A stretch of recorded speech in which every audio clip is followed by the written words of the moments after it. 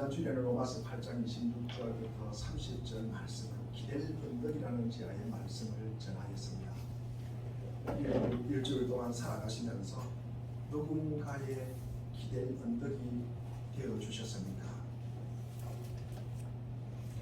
우리가 협력하여 선을 이루는 데는 똑같이 동시에 시간과 에너지와 힘을 보탤 수가 없습니다. 이번에는 이쪽이 조금 많이, 다음번에는 이쪽이 조금 많이 거들게 되는 것입니다. 이를 우리가 받아주는 넉넉함과 기다려주는 기댈 언덕이 되어주도록 자기의 품을 내어주라고 전하였습니다.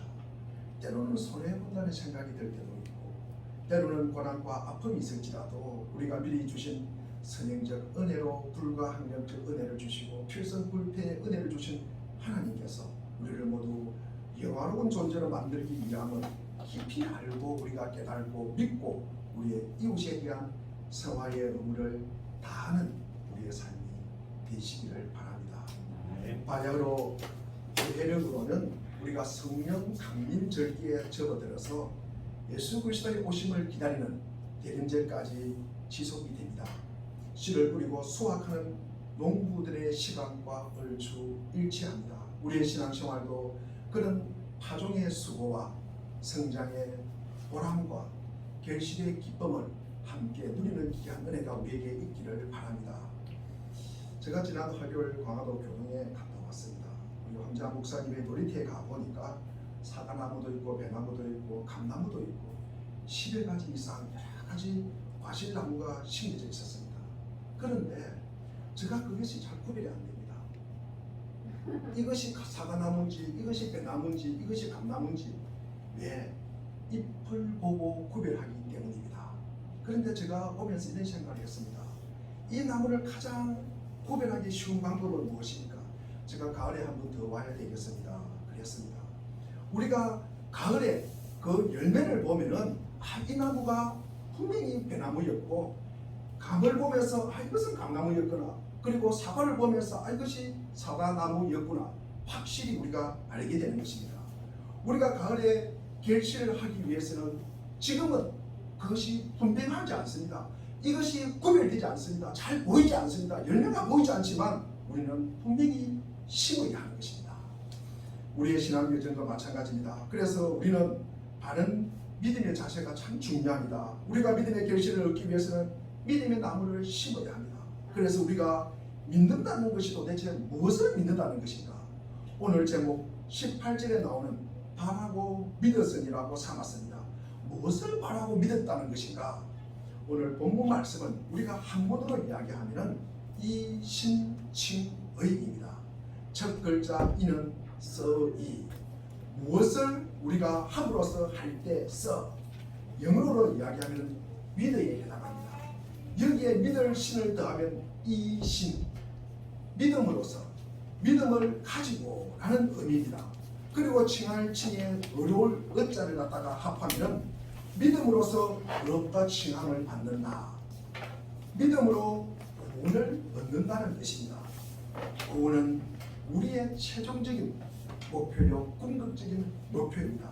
우리 신앙의 가장 기본이 되는 교리 가운데 하나로 종교개혁의 중심에 서 있던 교리입니다. 500년 전 교회가 많이 어두운 시절이 있었습니다. 중세 가톨릭 교회가 영적으로나 도덕적으로 많이 타락했을 때 독일 사람 마르틴 루터를 통해서 주께서 교회를 개혁하게 하시고 프로테스탄트의 개신교회가 시작이 되었습니다. 그때 중심 가르침이 바로 이신칭의입니다. 우리 그리스도인들에게 정체성과 같은 교리입니다. 특히 우리가 바르게 새겨야 할 믿음, 이신칭의를 이해하는 열쇠가 바로 믿음입니다. 믿음이란 무엇일까?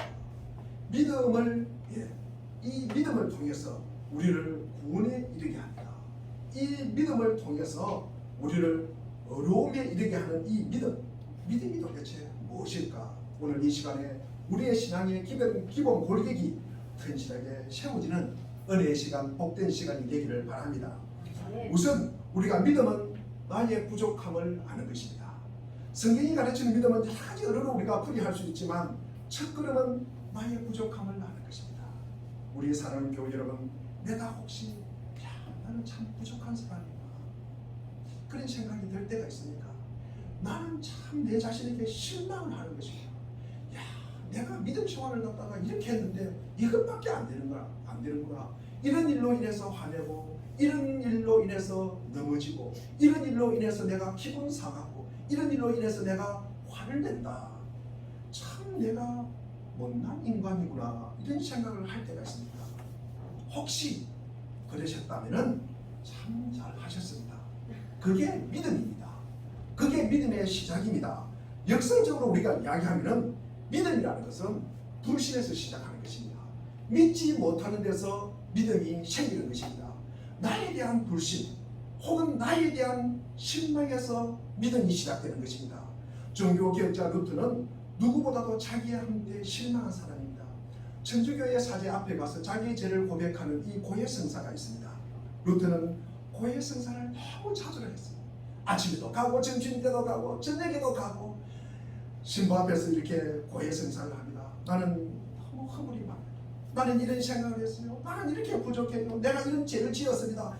계속 그런 이야기를 합니다. 그러니까 담당 사제가 그만 오라고 하자. 그만 오라고. 그렇게 말릴 정도였다고 합니다. 그런데 루트가 가고 또 가는 것은 무엇입니까? 내가 계속 가는 것은 왜 그렇습니까?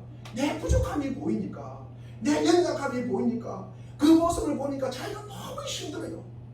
참 힘들어요. 그래서 자기 기분도 깔아앉고, 그리고 속도 상하고. 그런데 그게 바로 이 루트의 믿음의 시작입니다. 그것이 위대한 종교 개혁의 시작이 된 것입니다. 자기한테 실망한 사람은 복이 나니 믿음의 관문에 이를 것이고, 믿음의 시작은 나의 부족함을 아는 것입니다. 믿음의 조상, 오늘 본문 아브라함도 마찬가지입니다. 우리 본문 18절을 우리가 한번 읽어보겠습니다. 시작. 아브라함이 하나님의 백성 중에 나라고 믿었으니 이는 그의 후손이 이르리라 하신 말씀대로 많은 민족의 조상이 되리라 하였습니다. 아브라함이 어떤 중에 믿었다고요? 말할 수 없는 중에 믿었다는 것입니다. 다른 말로 하면 도무지 거기에 소망이 없었다는 것입니다. 도저히 거기에 희망이 없었다는 것입니다. 그때도 믿었다는 것입니다. 도무지 소망이 없음에도 불구하고 아브라함의 믿음이 약해지지 않았다. 이것이 뭡니까? 믿음의 조상이 되었다는 것입니다. 아브라함의 믿음이 대단했습니다만은, 그런데 눈여겨보아야 할 대목이 있습니다. 이 아브라함의 상황이 정말로 그랬다는 것입니다. 자기가 가식하는 것도 아니고, 자기가 부풀리는 것도 아니고, 자기가 거짓말하는 것도 아니고, 상황이 그랬다는 것입니다. 우리 자기를 보니 도무지 소망이 없었다는 것입니다. 우리 19절을 한번 읽어보겠습니다. 19절 시작.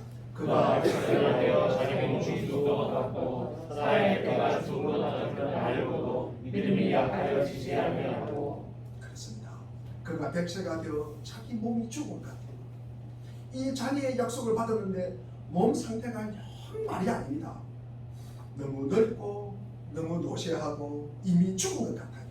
자기도 그렇고 아내도 그렇고 도무지 소망이 없었습니다. 상황 자체가 너무 절망스러웠습니다. 이때 아브라함이 어떻게 하니까요? 주님을 바라고 믿었다는 것입니다. 그럼에도 불구하고 주님을 믿고, 보다 정확히 말해서 그래서 주님을 믿었다는 것입니다. 그럼에도 불구하고 믿은 것도 있지만 그 상황이 그래서 믿었다는 것입니다. 내 힘으로 할 수 있으면 우리가 주님을 믿을 필요가 있습니까? 없습니까? 내가 내 자신을 구원할 수 있으면 주님 믿을 필요가 없습니다. 내 능력으로 모든 것을 할 수 있다. 내가 다른 데 기댈 필요가 없습니다. 예. 그런데 자기 상황이 그렇지 않다는 것입니다. 자기 안에는 아무 소망이 없어요. 도무지 희망이 보이지 않습니다. 그래서 주님을 의지합니다. 그래서 오직 주님만을 의지하게 되었습니다. 그 길밖에 없는 것입니다. 그게 믿음입니다. 그게 믿음의 길입니다. 그런 의미에서 우리 사랑하는 물된 동상교회 교우 여러분들, 스스로에게 실망할 줄 아는 우리 복된 인생이 되시기를 주님의 이름으로 축원드립니다. 나에게 실망할 수 있다는 것은 역설적이지만 참 복된 순간입니다. 거기서 믿음이 싹 트고요. 거기서 구원이 시작되는 것입니다. 자기가 잘났다고 여기는 사람은 주님을 만나기 어렵습니다. 내가 잘났는데 다른 사람들이 눈에 들어옵니까? 다른 사람들은 다 바보처럼 보입니다. 내가 부족함이 없는데 하나님의 도우심 필요합니까? 없습니까? 하나님 도우심 전혀 필요 없습니다. 내가 다 아는데. 그래서 바리새인이 주님을 만나지 못하는 것입니다. 왜냐하면 나는 완벽하게 하나님을 갖다가 믿는다고 여기는 것입니다. 믿으려면 나처럼 믿어라. 믿으려면 나처럼 믿으라고 뽐내는 것입니다. 이는 본인이 전혀 그렇게 살지 못함으로 인하여 그 공허함과 허무감을 자기 입을 통해서 메꾸려고 그러는 것입니다. 그렇게 떠벌리는 자는 그 자체가 주님을 지금 만나지 못하고 있다는 증거가 되는 것입니다. 주위에 말 많은 사람 치고 바른 신앙인을 찾기가 참 어렵습니다. 부자도 마찬가지입니다. 세상에 부족한 것이 없어요. 부족한 것이 없으니까 주님을 만나기가 어렵습니다. 내 삶에 결핍이 없어요. 내 삶에 공허함이 없습니다. 내 삶에 부족함이 없습니다. 내 능력과 내 힘으로 다 필요한 것을 공급한다고 여기는 것입니다. 하나님이 채워주셨다는 사실을 인지하지도 못하고 인지하였다 하더라도 그것은 그냥 머릿속으로 잠시 생각했다가 잊어버리는 것입니다. 그래서 누가복음 18장 25절에 보니까 낙타가 바늘기에 들어가는 것이 부자가 하나님 나라에 들어가는 것보다 어렵다 싶다? 어렵다 싶다? 쉽다. 우리 누가복음 18장 한번 읽어보겠습니다. 25절 시작. 낙타가 바늘기에 들어가는 것이 부자가 하나님 나라에 들어가는 것보다 쉬우니라. 그렇습니다. 부자가 그만큼 하나님 나라에 들어가기가 어렵다는 말씀입니다. 지금도 그렇습니다. 다 알고 있는 잘난 사람은 내가 착각을 하면 배우지 않습니다. 아는 게 많다고 생각하면 남의 말 절대로 귀담아 듣지 않습니다. 제가 초등학교 때 한글도 띄지 못하고 초등학교 입학을 했는데 구구단을 외우는 친구가 있었어요. 이야, 저게 천재구나.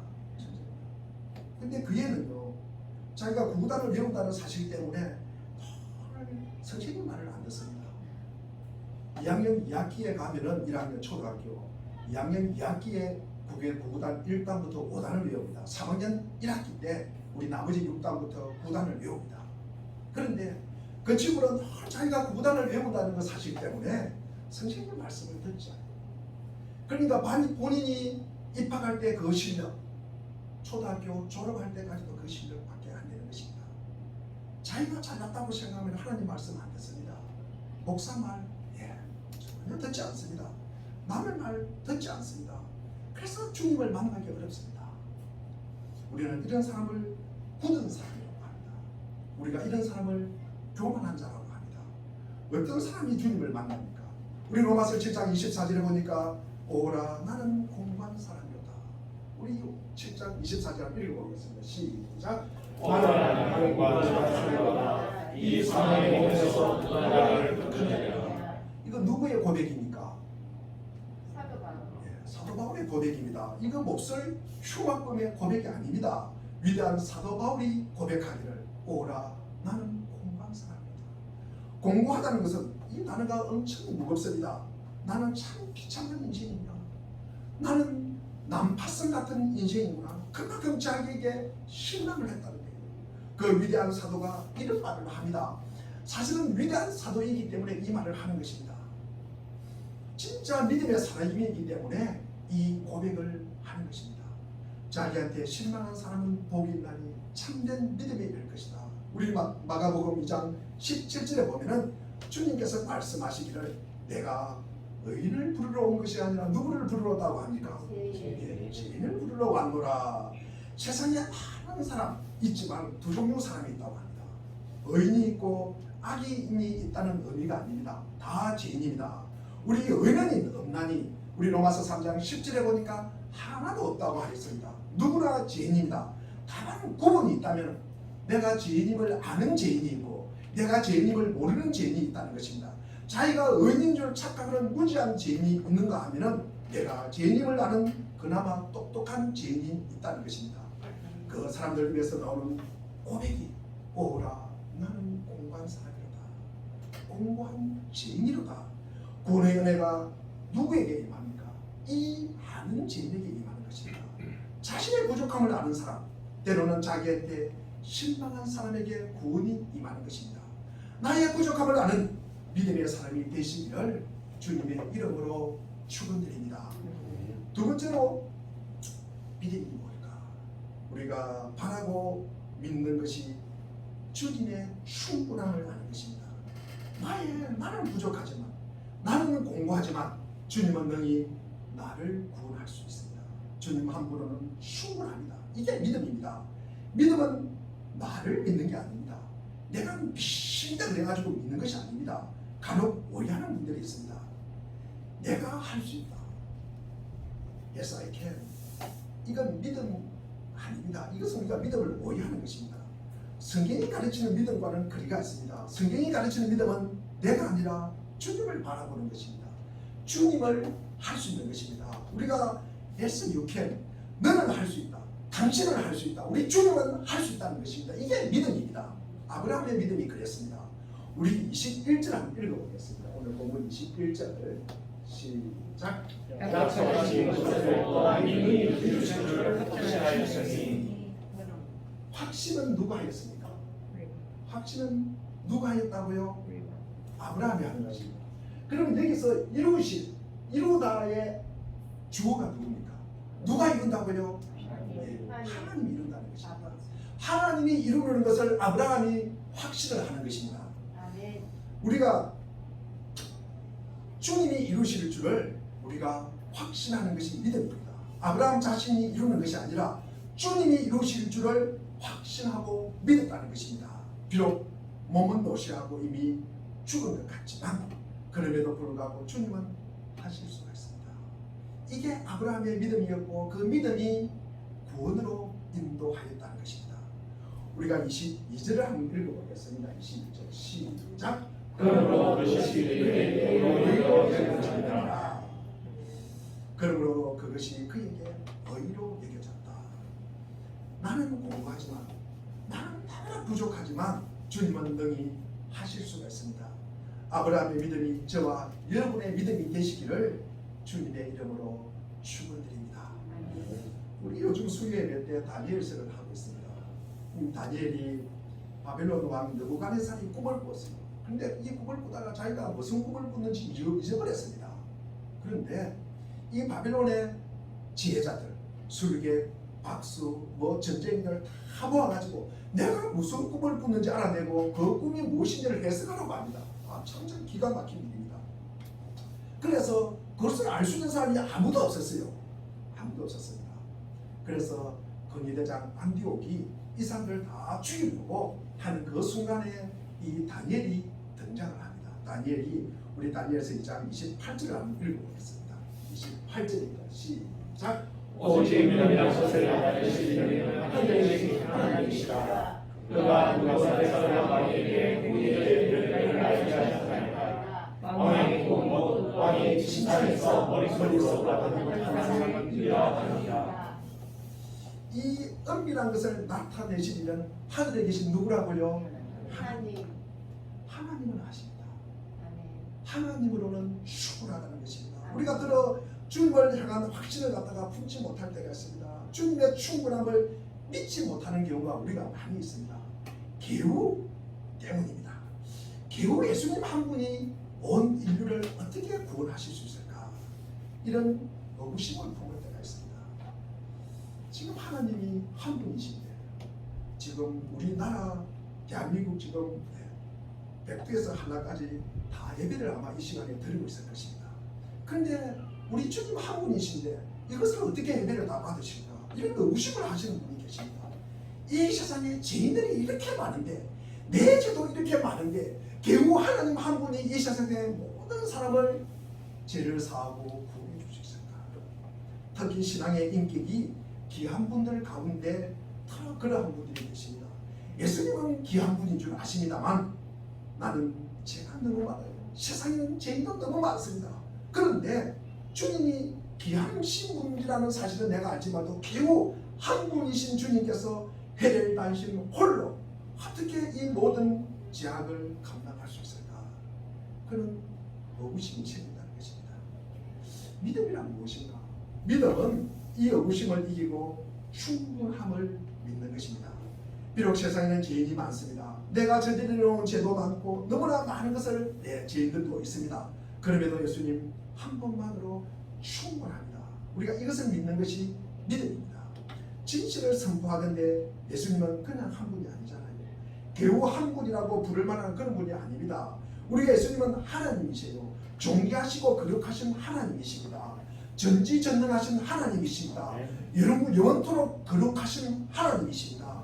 온 우주 만물을 다스리시는 하나님이십니다. 무게감이 우리의 상상으로는 담아낼 수가 없습니다. 우리의 상상으로는 하나님이 어떤 분이라는 것을 표현할 수도 없습니다. 그런 분이 우리를 위해서 죽으셨습니다. 그리고 개혁자들은 예수님이 지옥의 고통을 당하셨다고 말하고 있습니다. 우리 사도신경, 옛날 우리 고대 우리 사도신경 자료들 중에는 음부에 내려가시고 라는 표현이 삽입된 경우가 많습니다. 우리가 조금 전에도 사도신경을 고백하였습니다. 본디오 빌라도에게 고난을 받아 십자가에 못 박혀 죽으시고 장사된 지 바로 그 다음에 음부에 내려가시고가 포함되어 있습니다. 주님이 우리를 위하여 지옥의 고통을 당하셨다는 의미입니다. 우리를 위해 주님은 지옥의 고통을 감당해 주셨습니다.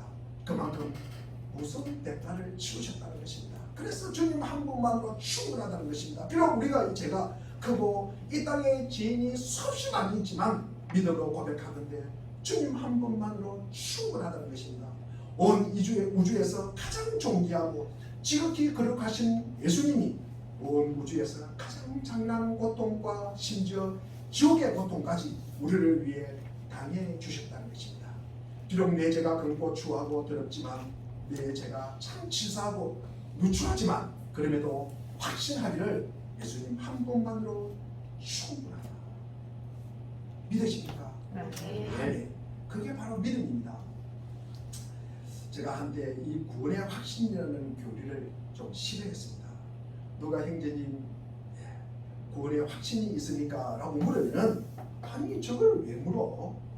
그런데 더하여 그것을 물으면은 또 이렇게 대답하는 사람도 있어요. 예, 저는 구원을 확신합니다 라고 대답을 해요. 아니 무슨 저런 사람이 있나?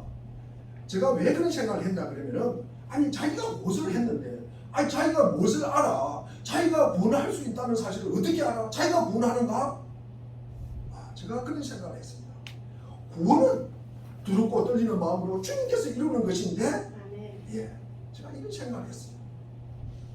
이것이 아마 저는 그 사람이 교만이라고 생각했는데 제가 그 생각을 한 제가 교만하다 그런 생각을 합니다. 지금 생각해 보면 오히려 제가 교만한 것 같습니다. 구원의 확신을 품은 사람이 교만한 것이 아니라 구원의 확신을 품지도 못하고 확신 없는 제가 오히려 교만하는 것입니다. 왜 그러냐 그러면 이 구원이 내 안에서 나오는 게 아닙니다. 오직 구원은 누구에서 나옵니까? 주님의 십자가에서 나오는 것입니다. 나를 위한 주님의 희생으로 임한 선물이 구원입니다. 그러니까 구원의 확신을 품지 못하는 것은 나를 의심하는 것이 아니라 오히려 주님을 갖다가 의심하고 있었다는 것입니다. 구원의 확신을 품지 못하는 경우는 내가 아니라 주님의 십자가를 의심하고 있었다는 것입니다. 나의 공로가 아니라 주님의 십자가의 희생의 거대함을 의심하고 있었다는 것입니다. 나는 여전히 죄인임에도 주님의 십자가가 나를 구원할 수 있었는데 교만하게도 그것을 믿지 못하겠다는 것입니다. 그래서 지금 저에게 누군가가 형제님 구원의 확신이 있습니까? 라고 물으면은 담대하게 대답합니다. 예, 확신합니다. 나는 부족하지만도 우리 주님의 십자가가 나를 구원한 것은 확실하게 믿습니다. 십자가의 주님이 나를 구원하신 것을 확신합니다. 우리 안에 이런 겸손한 확신이 있기를 바랍니다. 나는 부족하지만 주님은 충분합니다. 나한테는 실망하지만 주님으로 인한 이 구원의 평안을 누리는 자가 복이 있습니다. 구원의 믿음은 그 바라고 믿는 자의 것이 되는 것입니다. 마지막으로 바라고 우리가 믿는 믿음이 뭐냐? 첫째는 뭐라 그랬습니까? 첫째는 나의 부족함을 믿는 것이다. 두 번째는 주님의 충분함을 믿는 것이다. 세 번째는 바라고 믿는 믿음은 눈길의 전환이다. 우리가 믿음이란 내 삶의 초점의 변화입니다. 내가 바라는 눈길, 여기에 변화가 일어나야 합니다. 나에게서 어디로? 주님에게로. 이신칭의를 우리가 주로 이제 이렇게 많이 이야기를 합니다. 행위에서 믿음으로의 전환이다라고 생각하는 분들이 들어 있습니다. 그렇게 기재 이게 교재에 많이 그렇게 기재를 하고 있습니다. 기록되어 있습니다. 이 구원받기 위해서는 우리가 믿음을 준비해야 되는데 우리 중세 이 교회를 갖다가 가톨릭 교회를 갖다가 비난하면서 행위로 준비했다. 그렇게 우리가 비난을 많이 합니다. 그걸 우리가 종교 개혁으로 인해서 바로 잡아 주었다고 생각하는 분들도 있습니다. 물론 그것이 틀린 말은 아닙니다. 그런데 그것은 일부 맞는 말이에요. 특히 우리가 이 행위와 믿음 앞에서 나의라는 수식을 붙인다면 그건 안타깝습니다. 그래서 이신칭의를 나의 행위에서 나의 믿음으로 전환하는 것만으로 우리가 이른다면 정말 아쉽습니다. 믿음은 주님을 바라보는 것입니다. 내가 아니라 주님을 바라보는 것이 진정한 믿음입니다. 내 안에 무언가가 아니라 오직 주님을 의지하고 주님을 바라보는 그것이 믿음입니다. 그게 행위든 그게 믿음이든 우리가 눈을 나에게 고정시키면 그것은 진정한 믿음이라고 할 수가 없습니다. 그것이 행위든 믿음이든 우리의 초점은 우리 주님에게 집중하는 것입니다. 우리가 앞에서 말씀드렸듯이 믿음은 나에게서 실망을 해요. 나의 부족함을 아는 것입니다. 오직 주님을 바라보는 것이 믿음입니다. 나를 내려놓고 오직 주님을 바라보는 것, 이게 믿음입니다. 아브라함은 하나님의 눈으로 자기 자신과 세상을 아주 새롭게 바라보았습니다. 믿음은 태도가 아니라 하나님의 능력에 자신을 내맡기는다는 말입니다. 하나님은 이미 아브라함 때 아무것도 없는 상태에서 모든 것을 창조하신 분입니다. 그 하나님이 예수님의 부활에서 더욱 분명하게 드러났습니다. 그러므로 아브라함의 믿음은 기독교 교회의 믿음과 똑같은 것입니다. 주님을 믿는다고 하면서 그간 우리는 나에게 너무 관심을 합니다. 기도도 그렇습니다. 주님께 기도한다고 하면서 늘 나한테 기도합니다. 나한테 집중합니다. 사랑하는 우리 교회 여러분, 내가 아니라 주님을 바라보는 믿음의 사람이 되기를 축원합니다. 우리는 우리한테 너무 관심이 많아요. 나한테 너무 관심이 많습니다. 교만할 때도 그렇고요. 또 어떨 때는 겸손할 때도 그래요. 교만할 때는 내 자랑하려고 정신이 없어요. 그리고 겸손할 때는 겸손한 대로 내한테 푹 빠져가 있습니다. 물론 겸손은 귀한 일입니다. 자기 자랑을 늘 늘어놓던 사람이 겸손하게 변한다면 얼마나 귀한 일입니까? 그런데 그 겸손이라는 것이 결국 나 중심의 겸손이라고 하면 너무 아쉽습니다. 교만해서 겸손으로의 전환보다는 우리에게 더 소중한 전환이 있습니다. 나에게서 주님으로의 전환입니다. 아멘. 나의 눈길이 나에게서 주님에게로 옮겨가는 것입니다. 아멘. 찬양의 가사처럼 모든 시선을 주님께 드리고 내게로부터 눈을 들어 주님을 보기 시작할 때 주의 일을 보겠네. 이게 믿음입니다. 아멘. 모든 시선을 주님께 드리고 살아계신 하나님을 느낄 때 내 삶은 주의 역사가 되고 하나님은 일하기 시작하네. 이게 믿음입니다. 아멘. 제가 일주일 내내 이 노래를 연습을 했는데 결국 제가 포기하고 말았습니다. 아브라함이 그렇게 살았고요. 롯가 그렇게 살았고요. 많은 믿음의 선조들이 그렇게 살았습니다. 나보다는 우리가 주님을 바라보는 삶이 되어야 합니다. 시선을 주님께 고정시켜야 하는 것입니다. 나를 내려놓고 주님을 바라보는 삶이 되기를 바랍니다. 나한테 집중하면 결국 뭡니까? 자살할 일밖에 안 생깁니다. 우리에게는 소망이 없습니다. 이야기를 해도 내 이야기보다는 누구 이야기를 많이 해야 됩니까? 우리 주님 이야기를 많이 해야 됩니다.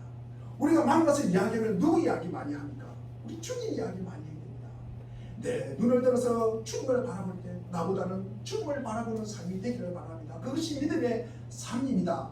나에게 실망한 것이 믿음의 인문이라고 하면 우리가 예수님을 바라보고 예수님을 위해서 행복해지는 것이 믿음의 성숙입니다. 우리 요즘 교회의 중요한 관심 중에 하나가 코로나가 거의 이제 끝나가는 시즌이 되었습니다. 교인들이 얼마나 코로나 이전으로 회복하는가 많은 교회의 목사님들 그리고 성도님들도 관심을 가집니다. 그런데 우리가 코로나 팬데믹으로 교우들이 비대면으로 영상 예배를 드리고 교회 출석을 합리적으로 하지 않아도 될 수 있었는데 이제 얼마나 이전 수준으로 우리가 회복될까가 관심입니다. 그런데 우리는 교인들이 교회에 다시 모이는 것보다 훨씬 중요하고 심각한 문제가 있다는 사실을 우리는 기억해야 됩니다. 거의 2년 동안 우리가 코로나 시절을 보냈습니다. 왜 주님이 코로나를 주셨을까? 왜 주님께서 이 코로나 2년 동안 우리에게 왜 떨어져서 예배를 드리라고 하였을까? 저는 그런 생각을 많이 하게 됩니다. 분명 우리 주님께서 보시기에 이 그리스도인들이 모여서 예배드리고 한다고 하면서 아마 딴짓을 많이 했다. 제가 그런 생각을 합니다. 하나님 보시기에 사람들이 모여서 그리스도인이라고 모여서 하는 짓거리가 하나님 보시기에 언짢았다. 가증한 일을 행한 것이 아닌가 저는 그런 생각을 해봅니다.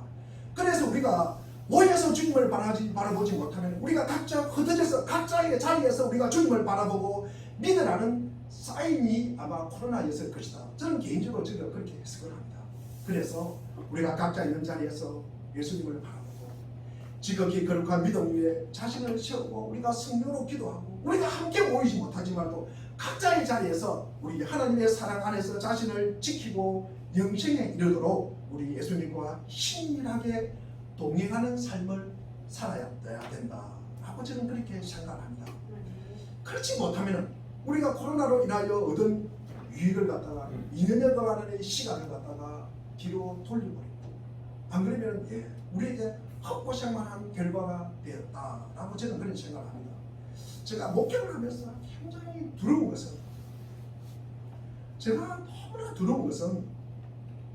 교회가 성장하지 않는다. 이것도 두려운 일입니다. 제가 설교 준비를 잘 못한 것 제가 가끔 가다가 꿈을 꾸면 10분 후에 설교 원고가 없어졌어요.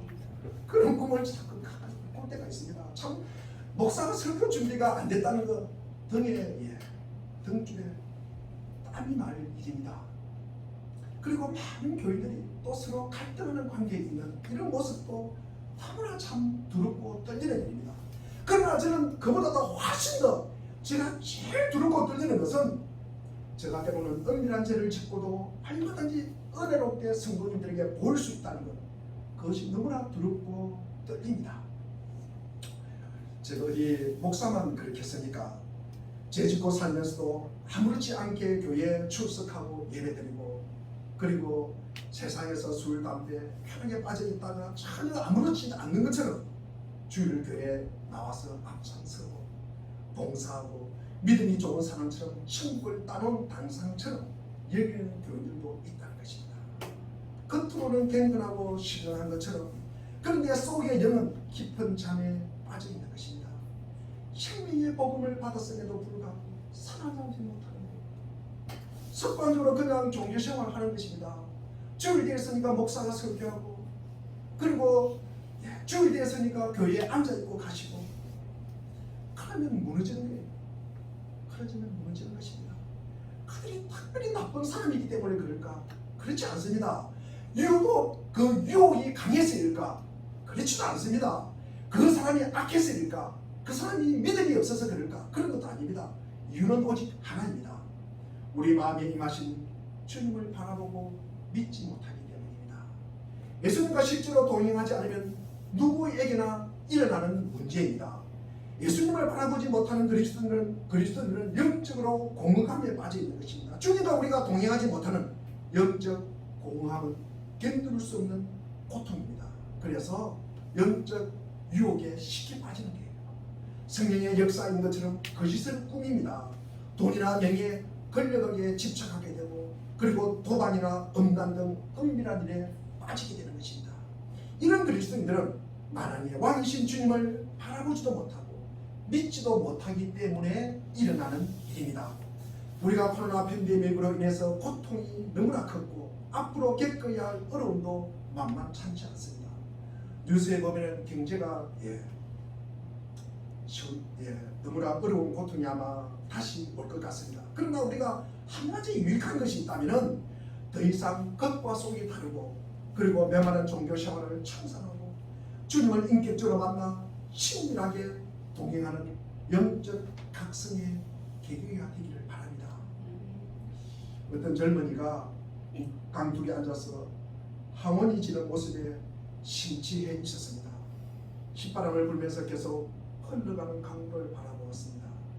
자기 손에 잡히는 돌을 집어서 흘러가는 강물에 던집니다. 그 밤이 아름답고 그리고 밤이 가는 줄도 몰랐습니다. 어느덧 새벽이 되어서 날이 밝아왔습니다. 그런데 자기 손에 들고 있는 마지막 돌을 강물에 던지려고 보니까 그것이 금덩이였습니다. 청년은 밤이 새도록 이 황금을 돌인 줄 알고 흐르는 강물에 던져버렸습니다. 젊은이는 자신이 황금을 던져버린 것이 너무 허망하여 통곡을 하였습니다. 만약 이 젊은이가 지혜로운 사람이었다면 지나간 것은 지나간 것이라고 인정하고 하나 남은 이 황금을 소중하게 사용했을 것입니다. 이 이야기는 타고레의 시집인 기탄잘리의 내용의 일부입니다. 청년이 심취해서 바라보았던 강은 세상을 의미합니다. 밤새도록 강물에 던진 황금은 청년의 젊은 나날 시간을 의미합니다. 마지막 한 날이 남았을 때 비로소 지난 날을 의미 없이 내던졌음을 깨닫고 통탄하는 모습을 그린 것입니다. 많은 사람들이 20대가 되면 10대를 후회하고 40대가 되면 30대를 후회하고 60대가 되면 50대를 의미 없이 보낸 것을 후회합니다. 나이가 많은 사람일수록 더 많이 후회합니다.